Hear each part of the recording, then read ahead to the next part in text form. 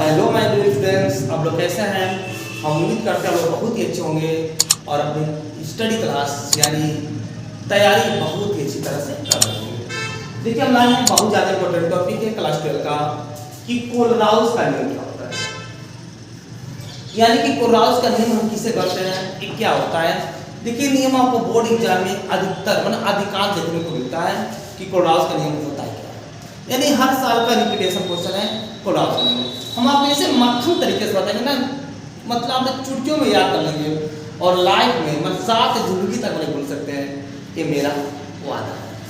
ये कह रहा है कि जो कोलराउस का नियम है, कह रहा है कि अनंतता को लैम्डा इनफाइनाइट लिखते हैं।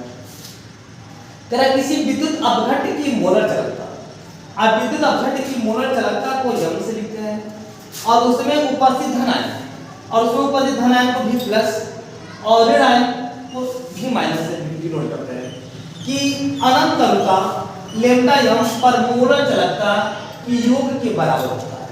यानी कि इस तरह से समझा रहा हूं, लेकिन अब समझिएगा। कह रहा है कि अनंतता की मोलर चालकता की मोलर चालकता को लैम्डा यम, अब मोलर चालकता क्यों से लिखते हैं तो बराबर कह रहा है कि उसमें उपस्थित धन आयन को भी प्लस लिखेंगे, लेकिन कह रहा है कि अनंतता भी है तो लैम्डा इनफाइनाइट प्लस फिर कह रहा है कि उसमें उपस्थित ऋण आयन को किसी के भी माइनस से, अब फिर कह रहा है कि उसके अनंतता यानी लैम्डा इनफाइनाइट के मोलर चालकता यानी कि मोलर चालकता योग के बराबर होता है। यानी जो कोलराउस का नियम होता है वो अनंतता पर किसी वैद्युत की मोलर चालकता यानी उसके उपस्थित धन आयन की मोलर चालकता और ऋण आयन की मोलर चालकता की योग के अनंतता के बराबर होता है। यानी कि लैम्डा इनफाइनाइट यम क्या है, मोलर चालकता है, अभी प्लस क्या है उसमें उपस्थित धन आयनों की संख्या है और भी माइनस क्या है उसमें उपस्थित ऋण आयनों की संख्या। तो जो हम एकत्र करेंगे मतलब गेदड़ करेंगे वो किसके बराबर होता है, अनंतता की मोलर चालकता के बराबर होता है। ये होता है कोलराउस का नियम। देखिए जहां आपका लैम्डा इनफाइनाइट यम क्या है, वैद्युत अपघटन की मोलर चालकता है, ये अनंतता पे वैद्युत अपघटन की मोलर चालकता है, अभी प्लस क्या धन आयनों की संख्या है, अभी माइनस क्या ऋण आयनों की संख्या है। जाति कि इतना छोटी तरीके से बताया गया है कि आप इसको पल भर में याद कर सकते हैं और कभी जिंदगी में भूल ही नहीं सकते हैं कि कोलराउस का नियम क्या होता है। एक बार फिर देख लीजिएगा, कह कि अनंतता की जो मोलर अनंतता को लैम्डा इनफाइनाइट से, यानी जो अनंत लैम्डा इनफाइनाइट जो है, यानी लैम्डा जो इनफाइनाइट है इसे बोला जाता है अनंतता। ये अनंतता है।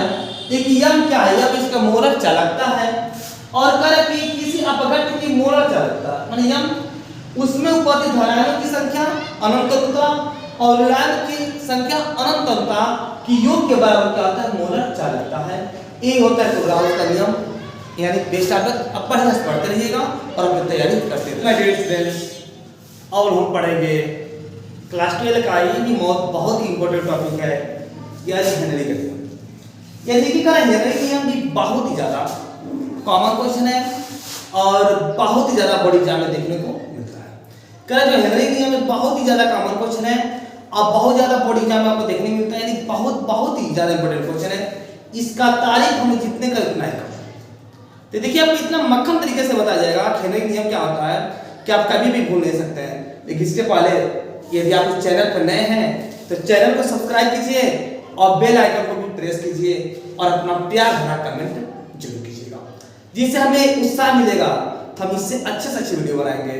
तो भूलिएगा मत, कमेंट करना मत भूलिएगा और चैनल पर नए हैं तो चैनल को सब्सक्राइब जरूर कीजिएगा।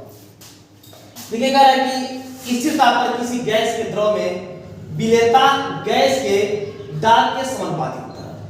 ये जैसे मान लीजिए कोई भी चीज हो, अगर मान लीजिए यहाँ पे आपका कोई बीकर है, समझ लीजिएगा कोई बीकर है और बीकर में जल है, पूरा जल भरा हुआ है। ये बीकर है, बीकर में क्या है, जल भरा हुआ है, पानी है और ऊपर से हम ऑक्सीजन डाल रहे हैं। तो ऑक्सीजन जब डालेंगे जितना प्रेशर हम लगाएंगे उतना ही ऑक्सीजन जल में मिलेगा, यानी जितना प्रेशर लगाएंगे उतना ही तेज ऑक्सीजन जल में मिलेगा घुलेगा और कम प्रेशर लगाएंगे तो ऑक्सीजन कम जल में मिलेगा। ये मत कहिएगा सर जब ऑक्सीजन हाथ से डालेंगे क्या, अरे यार ऐसी बात नहीं है। अब हम बीकर कुछ अच्छे तरीके से बनाना है, जैसे मान लीजिए अगर इस तरह बीकर हो,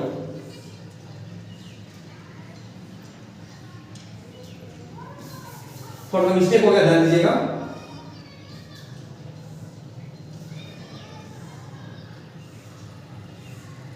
और यहां से हम बीकर डाले प्रेशर कर दिया यानी ऑक्सीजन। अब देखिए इस तरह से हम ऑक्सीजन को डालेंगे तो कह रहे कि ऑक्सीजन जितना प्रेशर से डालेंगे यानी ऑक्सीजन जितना तेज मिलाएंगे उतना ऑक्सीजन अच्छी तरह घुलेगा, और जितना कम प्रेशर लगाएंगे उतना ऑक्सीजन कम घुलेगा। ये बात होती है। नीचे जल है, ये हमारा क्या है, एक जल है, इसमें क्या बोलेंगे जल, एक क्या हमारा ऑक्सीजन। यानी ऑक्सीजन को जितना ज्यादा हम मिलाएंगे प्रेशर लगाएंगे उतना जल्दी जल में घुलेगा, और जितना कम प्रेशर लगाएंगे उतना कम घुलेगा। देखिए अगर इसको हम आपको गणितीय रूप में बता रहे हैं एकदम सिंपल तरीका से, यानी सीधे दिमाग में हम ठोक देंगे कि हेनरी के नियम आप कभी भूल ही नहीं सकते, एकदम बिल्कुल बिल्कुल इजी तरीके से।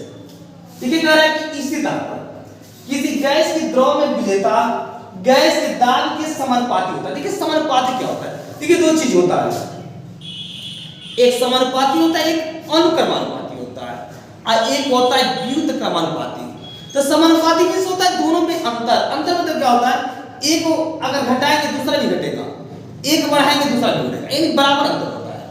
यानी एक को घटा दीजिए तो दूसरा भी घट जाए, एक को बढ़ा दीजिए दूसरा भी बढ़ जाए। उसको क्या करते हैं, जैसे मान लीजिए ऑक्सीजन जितना प्रेशर लगाएंगे उतना जल में घुलेगा ना, यानी इस पर प्रेशर लगाया एक घुल गया जल में, यानी कि क्या समानुपाती हुआ। उसी को अनुक्रमानुपाती भी कहते हैं। और एक होता है व्युत्क्रमानुपाती जिसको बोलते हैं अपोजिट या इन्वर्सियन। ये क्या होता है, अगर एक को घटाएं तो दूसरा बढ़े, दूसरे को बढ़ाएं तो दूसरा घटे, यानी एक दूसरे का अपोजिट काम करता है। और जब एक दूसरे की अपोजिट काम करेगा उसको कहते हैं व्युत्क्रमानुपाती।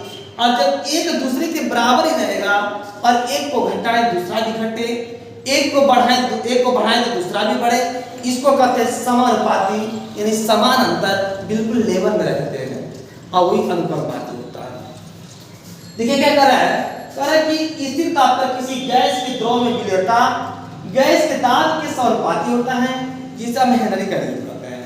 यानी कि ये क्या है, देखो यम एक है कि किसी गैस की द्रव में विलेयता, यम क्या है, ये गैस की द्रव की विलेयता है, यानी घुली हुई गैस की मात्रा है। ये जल में O2 गैस घुले ना ऑक्सीजन, वो गैस की मात्रा है। अगर किसके दाब के समानुपाती होता है, यानी कितना प्रेशर से हम दबाए हैं, वो ऑक्सीजन गैस में कितना प्रेशर लगाए हैं तो क्या है, जल में घुल गया है। यानी यम क्या है, घुली गैस की मात्रा है, कितना गैस को घोल रहा है। अब P क्या है, किस प्रेशर से लगाए हैं, तो P है। एक क्या होता है, दोनों क्या होते हैं, समानुपाती होते हैं, यानी दोनों की वैल्यू क्या होती है, बराबर होती है। और A बढ़ेगा तो A भी बढ़ेगा, A घटेगा तो A भी घटेगा, इसी को कहते हैं समानुपाती। इसी को अनुक्रमानुपाती भी कहते हैं। मैंने बोला ना, जैसे ऑक्सीजन गैस हुआ, ऑक्सीजन गैस को जितनी मात्रा में हम प्रेशर लगाएंगे उतनी मात्रा उसमें जल में घुलेगा, और कम मात्रा में प्रेशर लगाएंगे तो कम वो घुलेगा। यही होता है समानुपाती। देखिए यम समानुपाती P। अब देखिए जब समानुपाती का सिंबल हटाएंगे तो किसी कांस्टेंट का प्रयोग करना है, यानी कि जब समानुपाती सिंबल हटाएंगे तो किसी कांस्टेंट का प्रयोग करेंगे, और जब कांस्टेंट का प्रयोग करेंगे तो समानुपाती सिंबल क्या आ जाएगा।